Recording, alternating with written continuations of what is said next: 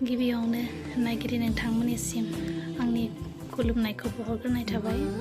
मिथिहोनो गोनां बाथ्राया बेनोदि जायफोरा गस्पेल मेथाइ रोजाबनायाव गोसो गुदुं नोंथांमोननि थाखाय गोजोनथाव खौरां। स्मरनियान मिनिस्ट्रिया गस्पेल सिंगिं कम्पिटिशन खुंनो थाखाय थाम-थिम जादों। बेनिखायनो जायफोरा रोजाबनो बादायज्लायनो दानिफ्रायनो नैबे गोजौआव होनाय नाम्बाराव कन्टेक्ट खालामनो हागोन।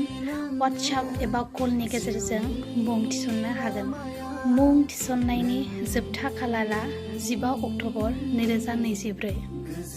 जायगाया जादों उदालगुरि टाउन। लोगोसे मुं थिसननायाव लादों 400 रां। सेथि बान्थाखौ मोननो हागोन 10,000 रां लोगोसे मिउजिक भिडिअ'। नैथि बान्थाखौ मोननो हागोन 6,000 रां। थामथि बान्थाखौ मोननो हागोन 2,000 रां। बेफोरनि अनगायैबो बयबो गांफा सार्टिफिकेट मोननो हागोन।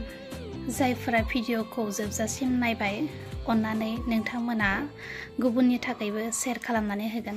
गोजोन्थों।